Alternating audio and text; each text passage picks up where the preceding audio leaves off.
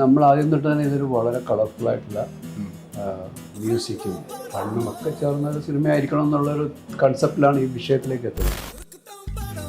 ഈ ഫാം എന്റെ boss mister Denny സാറിന്റെ ആ ഒരു കസിൻസ് അല്ലെ, 12 കസിൻസിലെ ആ കുട്ടി 4 കസിൻസ് ഇന്ന് നിങ്ങളൊക്കെ വളർന്ന് വലുതായി. 27 വർഷം കടന്നുപോയി. അപ്പോൾ നമ്മളൊക്കെ ആഗ്രഹിച്ചിരുന്ന കാര്യങ്ങളാണ്. അതായത് സെക്കൻഡ് പാർട്ടാണ് നമ്മൾ പ്രതീക്ഷിച്ചിരുന്നത്. ഫ്രണ്ട്സിനോടൊക്കെ എപ്പോഴും പറഞ്ഞുകൊണ്ടിരുന്നത് പൂച്ചേനെ അയച്ചത് ആരാണെന്ന് അറിയണ്ടേ. 27 വർഷം മുന്നേ നമ്മുടെ ടെക്നിക്കാലിറ്റി ഒക്കെ ഡിഫറെന്റ് ആയിരുന്നു, ഒരുപാട് വ്യത്യസ്തമായിരുന്നു. ഇന്നത്തെ സിനിമ എടുക്കുന്ന രീതി അല്ല അന്ന്. ഞങ്ങൾക്ക് ഇതിലൊരു കോൺഫിഡൻസ് ഉണ്ടായിരുന്നു. ജയന്റെ ഫോട്ടോഗ്രാഫി, എല്ലാവരും അട്രാക്ട് ചെയ്യുന്ന വിധത്തിലുള്ള കോസ്റ്റ്യൂംസ്, ലൊക്കേഷൻ ബ്യൂട്ടി, അങ്ങനെ വളരെയധികം കാര്യങ്ങൾ ഇതിലുണ്ടായിരുന്നു. ഞങ്ങൾ സെർച്ച് ചെയ്ത് ശരിക്കും പറഞ്ഞാൽ ഇതിൽ പൂച്ചയെ ആരടച്ചു എന്നുള്ളതിനൊരു കൺക്ലൂഷനോട് കൂടി ഷൂട്ട് ചെയ്യണമെന്നുണ്ട്. അവർ എക്സ്ട്രാ ഷൂട്ട് ചെയ്തിട്ട് കൊണ്ടുവരാം. ലാലേട്ട കാണാൻ പറ്റിയിട്ടുണ്ടായിരുന്നോ? ഞങ്ങൾക്ക് ആ കോമ്പിനേഷൻ സീൻ ഉണ്ടായിരുന്നില്ലല്ലോ. അതിന്റെ വിഷമം ഞങ്ങൾക്ക് ഞങ്ങൾ ഇൻക്ലൂഡ് ചെയ്തില്ല. ആ ജീപ്പ് നമ്മൾ എത്ര യൂസ് ചെയ്തത്, ആ ജീപ്പിൽ ഞങ്ങളും കൂടെ പോയിരുന്നു. ഡെന്നിസിന്റെ ജീപ്പിലായിരുന്നു.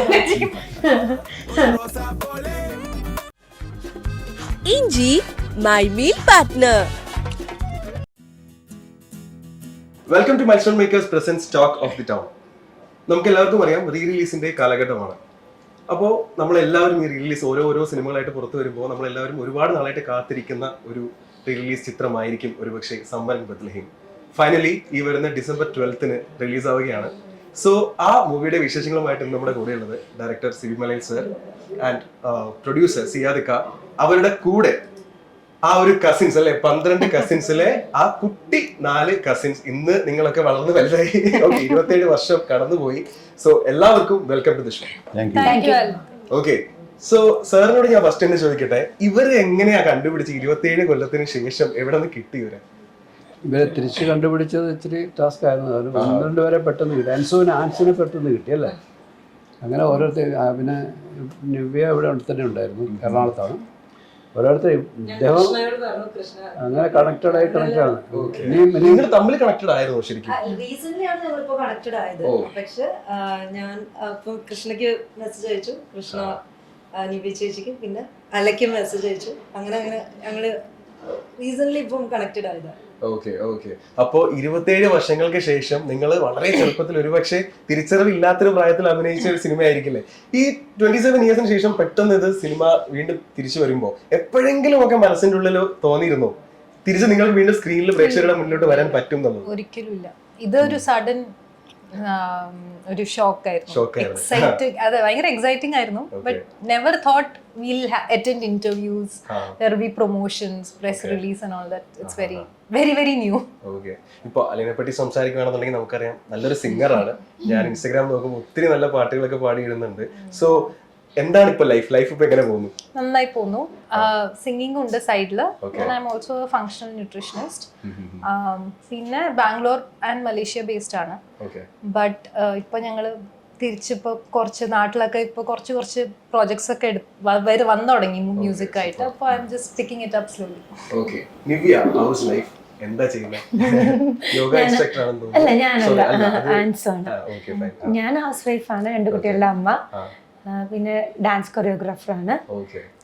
ഇപ്പൊ അങ്ങനെയാ പോകുന്നത്. ഇനിയിപ്പോ പറയാൻ പറ്റത്തില്ല, മാറാം.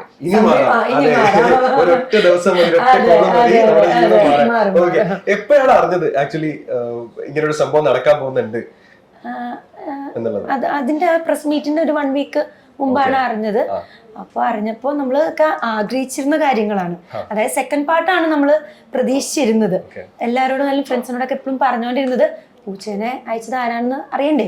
27 വർഷം കൊണ്ട് നമുക്ക് അതിനൊരു ഉത്തരം വരും എന്ന് പ്രതീക്ഷിച്ചിരുന്നു. അപ്പൊ ഞങ്ങൾ അതൊക്കെ അതിന്റെ ഭാഗമാകുന്നും പ്രതീക്ഷിച്ചിരുന്നു. പിന്നെ അതിൽ ആ സമയത്തൊക്കെ 125 ഡേയ്സ് ഒക്കെ സിനിമ സക്സസ് ആയി കഴിഞ്ഞ് ഓടിക്കഴിഞ്ഞാൽ ഒരു ഫംഗ്ഷനും കാര്യങ്ങളൊക്കെ നടക്കുന്നതാണ്. അതും നമ്മുടെ മൂവിക്ക് അന്ന് ഉണ്ടായിരുന്നില്ല. ഉണ്ടായിരുന്നറിയില്ല, ഞങ്ങൾ വന്നിട്ടില്ല. അന്നത്തെ കാലത്ത് എനിക്ക് പ്രൊമോഷൻ പോലത്തെ പരിപാടികൾ അല്ല, അത് വിജയിച്ച് ഇത്ര ദിവസം തിയേറ്ററിൽ ഓടിക്കഴിഞ്ഞാൽ ഒരു സെലിബ്രേഷൻ പോലെ വെക്കും. നമുക്കൊരു ഷീൽഡ് മൊമെന്റോ തരും. അതിപ്പോ ഞാൻ അഭിനയിച്ച സല്ലാപം ഈ പുഴയും കടന്നൊക്കെ ഞാൻ അറ്റൻഡ് ചെയ്തിട്ടുണ്ട്. അപ്പൊ ഈ മൂവി എന്തായാലും നല്ല സക്സസ് ആയിരുന്നു. അപ്പൊ അന്നൊരു വിഷമം ഉണ്ടായിരുന്നു, എന്തുകൊണ്ട് അങ്ങനെ വെച്ചില്ല. പക്ഷെ അപ്പോഴും വിചാരിച്ചത് സെക്കൻഡ് പാർട്ട് ഉണ്ടാവും എന്നുള്ള ഒരു പ്രതീക്ഷയില് എന്താ പറയാ ഇത്രയും വർഷം അങ്ങോട്ട് കടന്നുപോയി. Okay. ഇപ്പൊ ഇതാ എന്റെ റിലീസ് ആയിട്ട് ഊഹം താങ്കൾ ബെസ്റ്റ് ചൈൽഡ് ആർട്ടിസ്റ്റിന്റെ ഇല്ല, അതും കൃഷ്ണ. എല്ലാം അങ്ങോട്ട് സോറി. Okay okay fine. ഞാൻ നമ്പർ ഓഫ് മൂവീസ് ഞാൻ അധികം ചെയ്തിട്ടുണ്ട്. ഓക്കെ സർ, 27 വർഷം മുന്നേ നമ്മുടെ ടെക്നിക്കാലിറ്റി ഒക്കെ ഡിഫറെന്റ് ആയിരുന്നു, ഒരുപാട് വ്യത്യസ്തമായിരുന്നു. ഇന്നത്തെ സിനിമ എടുക്കുന്ന രീതി അല്ല അന്ന്. സോ എന്താണ് ഇതിന്റെ ഒരു പ്രോസസ് ആക്ച്വലി? അതായത് അന്നത്തെ സിനിമ ഡിജിറ്റലൈസ് ചെയ്യുന്ന ഒരു 4K ഔട്ട്പുട്ട് വരുന്നു, എത്രത്തോളം ഡിഫിക്കൽട്ട് ആണ്, അല്ലെന്നുണ്ടെങ്കിൽ എത്രത്തോളം ഈസി ആയിരുന്നു ഈ ഒരു പ്രോസസ്? ഇതിൽ സമരംഭത്തിനെ പറ്റി പറയുകയാണെങ്കിൽ ഞങ്ങൾക്ക് ഇതിൻ്റെ ഒരു കോൺഫിഡൻസ് ഉണ്ടായിരുന്നു. ഇതിൻ്റെ ഫോട്ടോഗ്രാഫി, അതേമാതിരി തന്നെ മറ്റേ വടിക്കോൾ സോങ്സ്, പിന്നെ വടിക്കോളിൽ ഇന്നത്തെ എല്ലാവരും അട്രാക്ട് ചെയ്യുന്ന വിധത്തിലുള്ള കോസ്റ്റ്യൂംസ്, ലൊക്കേഷൻ ബ്യൂട്ടി, അങ്ങനെ വളരെയധികം കാര്യങ്ങൾ ഇതിലുണ്ടായിരുന്നു. അപ്പം ഈ ദേവദൂതന് ശേഷം, ദേവദൂതൻ ഞങ്ങളുടെ ഒരു അംബീഷ്യസ് പ്രോജക്റ്റ് ആയിരുന്നു. ഞാനും സിബിയും കൂടെ റിലീസ് ചെയ്യാൻ വേണ്ടി തീരുമാനിച്ചു. അങ്ങനെ അതിൻ്റെ ഒരു സക്സസ് കണ്ടു കഴിഞ്ഞപ്പോഴത്തേക്കും പിന്നെ നമ്മൾ കുറേ നാളത്തേക്ക് വിട്ടു അതിനെപ്പറ്റി. ഞങ്ങൾ സെർച്ച് ചെയ്ത് ശരിക്കും പറഞ്ഞാൽ ഇതിൽ പൂച്ചയെ ആരടച്ചു എന്നുള്ളതിനൊരു കൺക്ലൂഷനോട് കൂടി ഷൂട്ട് ചെയ്യണമെന്നുള്ള ഒരു എക്സ്ട്രാ ഷൂട്ട് ചെയ്തിട്ട് കൊണ്ടുവരാം എന്നുണ്ട്. പക്ഷേ അത് it was not possible. Because പിന്നെയും ലെങ്ത് കൂടും, അങ്ങനെയൊക്കെയുള്ള ഇഷ്യൂസ് വന്നു കഴിഞ്ഞപ്പോഴത്തേക്കും അത് സെക്കൻഡ് പാർട്ടിലാകാം, അതിലേക്ക് പോകാം എന്ന് രഞ്ജിത്തും അത് തന്നെ പറഞ്ഞു.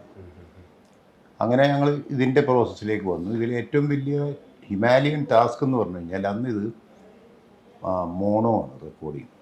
ഓക്കെ, അത് സ്റ്റീരിയോ ആയിട്ട് കൺവേർട്ട് ചെയ്യുക എന്നുള്ളതായിരുന്നു ഏറ്റവും വലിയ. അന്ന് ഡെഫിനറ്റ് ആയിട്ടും ഇതിൻ്റെ ഫോട്ടോഗ്രാഫീനെ പറ്റി ഞങ്ങൾക്ക് ഡൗട്ടൊന്നും ഉണ്ടായിരുന്നില്ല. ഓക്കെ, അപ്പോൾ അത് അത്രയും ബ്യൂട്ടിഫുൾ ഫോട്ടോഗ്രാഫിയാണ്. 4K ചെയ്ത് കഴിഞ്ഞാൽ നാച്ചുറലി അതിൻ്റെ ഒരു ക്ലാരിറ്റി അതിലുണ്ടാകും എന്നുള്ള ഷുവർട്ടി ഉണ്ടായിരുന്നു. അത് അങ്ങനെ തന്നെ സംഭവിച്ചു. ഈ ഇതിൻ്റെ സോങ് പോർഷനും അതേമാതിരി തന്നെ റീ റെക്കോർഡിങ് മ്യൂസിക്കുമാണ് ഇതിലൊരു ചലഞ്ചായിട്ട് വന്നത്. അതും ഞങ്ങൾ ഓവർകം ചെയ്തു. അത് വളരെയധികം TDS ആയിരുന്നു. പക്ഷേ അവിടെയൊക്കെ ഞങ്ങളുടെ ടീമുണ്ട്. ഒരു ബോണി എന്നൊക്കെ പറയുന്ന ഒരു മനുഷ്യനുണ്ട് ഞങ്ങളുടെ കൂടെയുള്ള, അദ്ദേഹത്തിൻ്റെ ഒരു ടീമുണ്ട്. അത് എൻ്റെ മകളാണ് ലീഡ് ചെയ്യുന്നത്. അപ്പോൾ അവരുടെ നേതൃത്വത്തിൽ അത് വളരെ ഭംഗിയായിട്ട് 4K ചെയ്തതിന് ശേഷം ഞാനും സിബിയും കൂടെ ആദ്യത്തെ പോർഷൻ ഞങ്ങൾ കണ്ടു, 4K പോർഷനും ഞങ്ങൾ കണ്ടു കഴിഞ്ഞപ്പോൾ ഞങ്ങൾ ത്രിൽഡായി. അതിനുശേഷമാണ് പിന്നെ അന്ന് അടുത്ത ടാസ്കിലേക്ക് പോകാം, ഇതിൻ്റെ റെക്കോർഡിങ്. അതിന് മോണോ എന്നുള്ളത് അറ്റ്മോസ് എന്ന് പറയുന്ന സിസ്റ്റത്തിലേക്ക് മാറ്റാം. അത് വളരെ വലിയൊരു ജമ്പാണ് ശരിക്കും. ഇത് ആക്ച്വലി ഒരു 3 months ടൈമിൽ ഞങ്ങളിത് കംപ്ലീറ്റ് ചെയ്തു. അത് കംപ്ലീറ്റ് ചെയ്തു. ശരിക്കും പറഞ്ഞാൽ മിനിഞ്ഞാന്നാണ് ഇതിൻ്റെ ഫൈനൽ മിക്സിങ് നടക്കുന്നത്. പക്ഷേ ഞങ്ങൾക്ക് മോറോ ഷുവറായിരുന്നു. സിബി കുറച്ച് തിരക്കിലായി പോയത് കൊണ്ടിട്ടാണ് ആ ഡിലേ വന്നത്. അല്ലെങ്കിൽ അതിന് മുമ്പ് തന്നെ അത് ചെയ്യാമായിരുന്നു. അത് വളരെ കറക്റ്റായിട്ട് വന്നു. അപ്പോൾ അങ്ങനെ അത് വരും എന്നുള്ള പ്രതീക്ഷ കൊണ്ടിട്ടാണ് ഇതിലേക്ക് വന്നത്. ബിക്കോസ് ഇന്നും ഞാൻ നമ്മുടെ ഈ കുട്ടികളോട് പറയണമായിരുന്നു, ഇവരാണ് ഏറ്റവും ലക്കിയസ്റ്റ്. ആ സിനിമയിൽ അഭിനയിച്ചിട്ട് അന്ന് ഇവർക്ക് കളി മാത്രമായിരുന്നു, സിനിമ ഷൂട്ടിംഗ് അല്ലായിരുന്നു. ഇവരൊരു വെക്കേഷൻ ടൈമിൽ എൻ്റെ ഫാമിലി ഉണ്ട്, സിബിയുടെ ഫാമിലി ഉണ്ട്, അങ്ങനെ മൊത്തം ഇവരുടെയൊക്കെ പാരൻസ് ഉണ്ട്. അങ്ങനെ മൊത്തം എനിക്ക് തോന്നുന്ന ഒരു 100-150 പേര് ഉണ്ടായിരുന്ന ഒരു ലൊക്കേഷനാണ് എല്ലാവരും കൂടെ കൂടിയിട്ട്. അങ്ങനെ വരുമ്പോഴത്തേക്കും അത് ഈ പറഞ്ഞ മാതിരി ഇവർക്ക് ആർക്കും ഒരു തിരിച്ചറിവില്ല. എന്ന് വെച്ച് കഴിഞ്ഞാൽ സിനിമയാണ് അഭിനയിക്കുന്നത്, സീൻ എന്താണ് ഏതാണ് ഇങ്ങനെയൊന്നും. സിബി പറയുന്നു അവരിപ്പോൾ കളിക്കുന്ന സ്ഥലത്ത് നിന്ന് പന്തൊക്കെ തട്ടി ഇങ്ങോട്ട് വരും, ഇവിടെ വന്നിട്ട് ഇതേമാതിരി ചെയ്യുമോളെ എന്ന് പറഞ്ഞു കഴിഞ്ഞാൽ അങ്ങനെ ചെയ്യും. അത് കഴിഞ്ഞ് നെക്സ്റ്റ് ഗെയിമിലേക്ക് പോകും. ഇതിൻ്റെ ഇടയിൽ കലാഭവൻ ഞങ്ങളുടെ പ്രിയ സുഹൃത്തായ കലാഭവൻ മണി, സുകുമാരി ചേച്ചി, അങ്ങനെ ഉള്ളവരെ കംപ്ലീറ്റ് ആയിട്ടുള്ള ഒരു ഇതിൽ ഇവർക്കൊന്നും ഇമാജിൻ ചെയ്യാൻ പറ്റാത്ത വിധത്തിലുള്ള ഇവരാരും തന്നെ സിനിമ തിയേറ്ററിൽ കണ്ടിട്ടില്ല. അപ്പോൾ ഇന്നിപ്പോൾ കാണുമ്പോഴത്തേക്കും ഇവരെ ഐഡൻറ്റിഫൈ ചെയ്യുന്നതിൽ ഉപരിയായിട്ട് അത് ഇങ്ങനെ ഒരു സിനിമയിലാണല്ലോ ഞങ്ങൾ പാർട്ട് ചെയ്ത് എന്നുള്ള ഒരു ഫീലിംഗ് അവർക്ക് കിട്ടും. അത് ഞങ്ങളുടെ ഒരു വലിയ പ്രേയേഴ്സിൽ ഞങ്ങളുടെ കൂടെ ഉണ്ടാകും എന്നുള്ളത് ഞങ്ങൾക്ക് ഷുവറാണ്. അപ്പോൾ അങ്ങനെ ഒരു കാഴ്ചപ്പാടായിരിക്കും ഈ സിനിമയെ പറ്റി പബ്ലിക്കിനും ഉണ്ടാകും. സൂപ്പർ. അപ്പോൾ നമ്മളും അത് കാത്തിരിക്കുകയാണ്. സിബി സാറിനോട് സംസാരിക്കുന്നതിന് എനിക്ക് പേഴ്സണലി പറയേണ്ടി വരും, ഞാൻ താങ്കളുടെ വലിയൊരു ആരാധകനാണ്. എല്ലാ സിനിമകളും ഞാൻ വിടാതെ മുടങ്ങാണ്ട് കണ്ടിട്ടുണ്ട്. ഇപ്പോൾ ഞാനൊക്കെ ഒരു 90s കിഡ്സ്, നമ്മുടെയൊക്കെ ഒരു ചെറുപ്പകാലം, കുട്ടിക്കാലത്തിൻ്റെ ഒരു മീനിങ് തന്നെ ഒരുപക്ഷെ താങ്കളുടെ സിനിമകളിലൂടെ നമുക്ക് പറയേണ്ടി വരും. അപ്പോൾ നമ്മൾ പ്രത്യേകിച്ചും സംബരൻ ബദ്ലഹേമിനെ പറ്റി സംസാരിക്കുമ്പോൾ ആ സിനിമ സ്റ്റാർട്ട് ചെയ്യുന്ന അതിൻ്റെ ടൈറ്റിലിൽ തന്നെ നമ്മളെ സിനിമയിലൊക്കെ എൻ്റർ ചെയ്യുകയാണ്. സുജാ ചേച്ചിയുടെ വളരെ മനോഹരമായിട്ടുള്ള എത്രയോ ജന്മമ എന്നുള്ളൊരു സോങ്ങിലൂടെയാണ് ടൈറ്റിൽ സ്റ്റാർട്ട് ചെയ്യുന്നത്. ആ സോങ്ങിനൊരു വല്ലാത്തൊരു ഒരു ഫീൽ ഉണ്ട്. എനിക്ക് തോന്നുന്നു ചിലപ്പോൾ നമുക്കൊരു മിസ്റ്ററി ഫീൽ ചെയ്യും അല്ലേ, അതുപോലെ തന്നെ എന്തോ ഒരു റൊമാൻസ് ഫീൽ ചെയ്യും, എന്തോ ഒരു ഹിഡൻ ആയിട്ട് എന്തോ ഒരു സംഭവം ഉണ്ട് എന്ന് പറയുന്നൊരു സാധനം ആണ് അങ്ങനെ വരുന്നത്. അപ്പോൾ അങ്ങനെയാണ് നമ്മളെ സിനിമയിലോട്ട് സ്റ്റാർട്ട് ചെയ്യുന്നത്, നമ്മളെ ഒരു പ്രേക്ഷകനെ കൂട്ടിക്കൊണ്ട് പോകുന്നത് ആ സിനിമയിലോട്ട്. ആ ഒരു വേൾഡ് സാർ എങ്ങനെയാണ് ആക്ച്വലി ക്രിയേറ്റ് ചെയ്തത്? ആ ഒരു സിനിമ ബത്ലഹേം എന്ന് പറയുന്ന ആ ഒരു വേൾഡ്. ഇഞ്ചി മൈ മീൽ പാർട്ട്ണർ. ഇതൊരു നമ്മൾ ആദ്യം തൊട്ട് തന്നെ ഇതൊരു വളരെ കളർഫുൾ ആയിട്ടുള്ള മ്യൂസിക്കും ഫണ്ണും ഒക്കെ ചേർന്ന ഒരു സിനിമ ആയിരിക്കണം എന്നുള്ളൊരു കൺസെപ്റ്റിലാണ് ഈ വിഷയത്തിലേക്ക് എത്തുന്നത്. ഈ ഒരു സിനിമയുടെ ഒരു സ്റ്റാർട്ടിങ് പോയിന്റ് എന്ന് പറയുന്നത്, ഞാനിതൊരു വേറൊരു പ്രൊഡ്യൂസർക്ക് വേണ്ടിയിട്ട്, മലയാളത്തിലൊരു വലിയ പ്രൊഡ്യൂസറുണ്ട്, അയാൾ തമിഴിൽ വൻ സിനിമകൾ ചെയ്തുകൊണ്ടിരുന്നത്, കുഞ്ഞുമാൻ എന്ന് പറയും, KT കുഞ്ഞുമാൻ. അദ്ദേഹം എന്നെ അദ്ദേഹം അന്ന് ശങ്കറിനെ പോലുള്ള ഡയറക്ടേഴ്സിനൊക്കെ വെച്ച് അവിടെ വലിയ സിനിമകൾ ചെയ്തുകൊണ്ടിരിക്കുന്ന ഒരു ജെന്റിൽമാൻ എന്നൊക്കെ പറയുന്ന സിനിമ എടുത്തു. അപ്പോൾ ആ സമയത്ത് അദ്ദേഹം എന്നെ അപ്രോച്ച് ചെയ്തിട്ട് അദ്ദേഹത്തിന് മലയാളത്തിലൊരു സിനിമ ചെയ്ത് കൊടുക്കുമെന്ന് എനിക്ക് വന്നതാണ്. അപ്പോൾ അദ്ദേഹത്തിൻ്റെ എനിക്കൊരു വലിയ സിനിമ ആയിരിക്കണമെന്നൊക്കെ അദ്ദേഹം പറയും. പക്ഷേ എനിക്ക് എങ്ങനെയാണ് ഈ വലിപ്പം എന്നുള്ളത് അദ്ദേഹം ഉദ്ദേശിക്കുന്നത് എനിക്ക് മനസ്സിലായില്ല.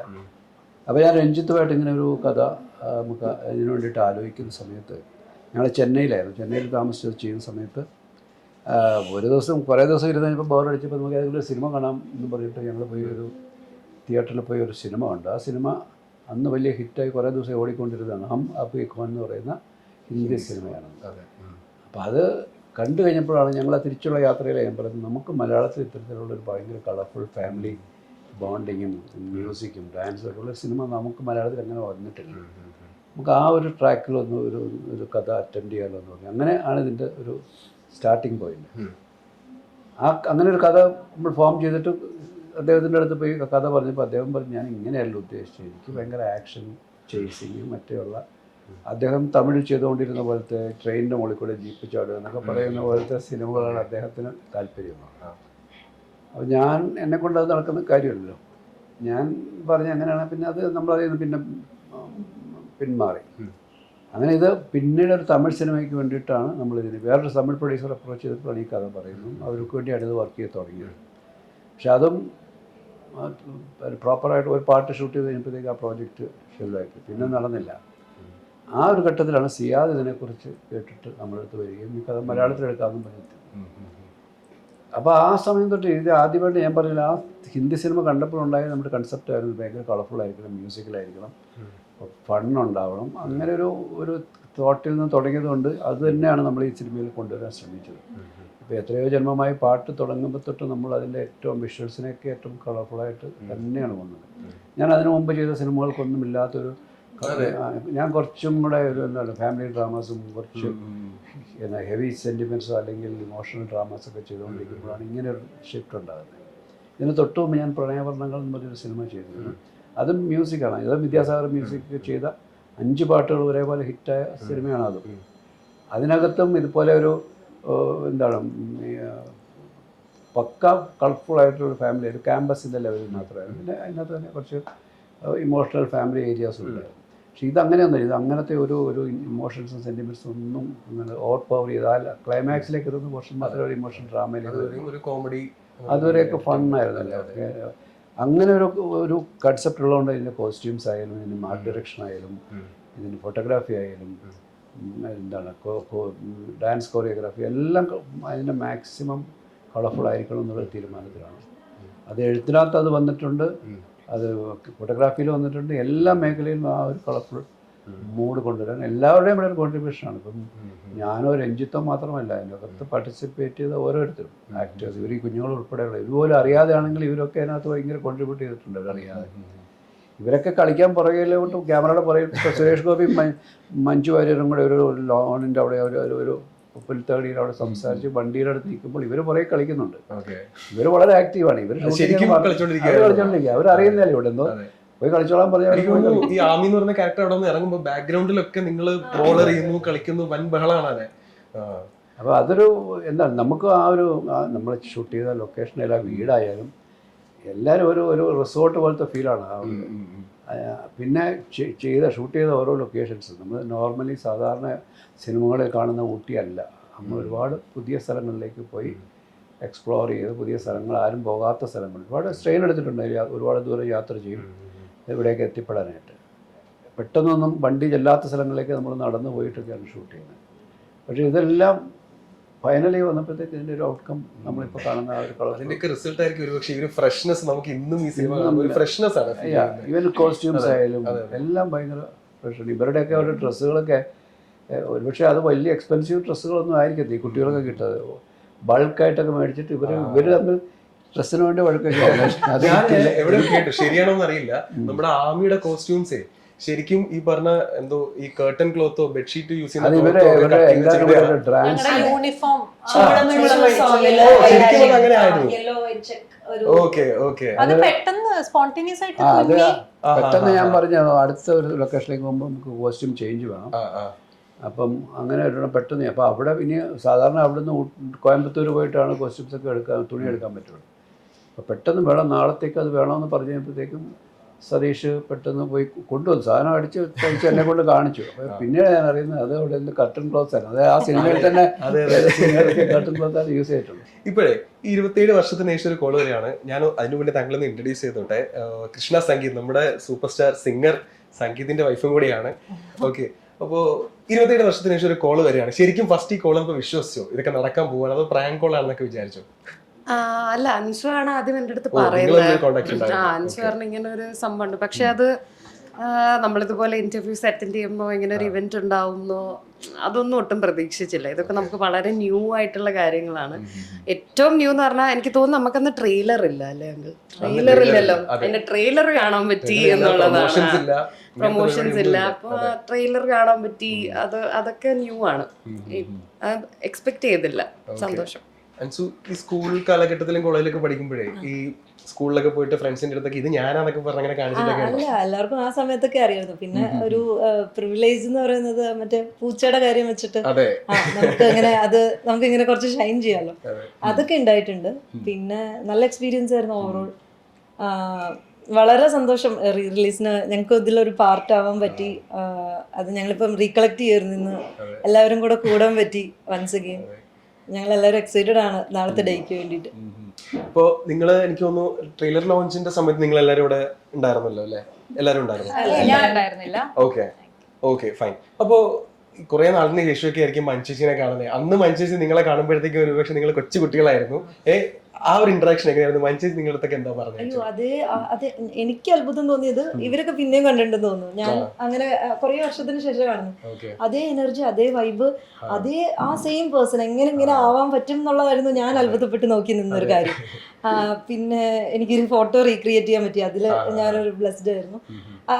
ഭയങ്കര എന്താ പറയാ, നമ്മളെ അമ്പരിപ്പിക്കുന്ന ഒരു കാര്യം അതായിരുന്നു.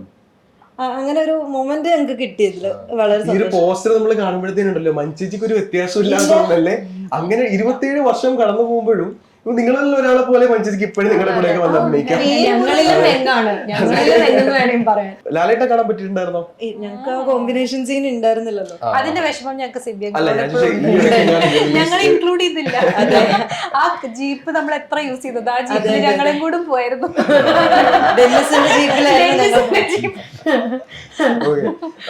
ഞാൻ എപ്പോഴെങ്കിലും സാറിനെ കാണുമ്പോൾ ചോദിക്കാൻ വിചാരിച്ചിരുന്നൊരു ചോദ്യമുണ്ട്. എനിക്ക് തോന്നുന്നു എനിക്കൊരു 4 വയസ്സോ 5 വയസ്സോ ഒക്കെ ഉള്ളപ്പോഴായിരിക്കാം ദേവദൂതൻ എന്ന് പറയുന്ന ഒരു സിനിമ റിലീസാവുന്നത്.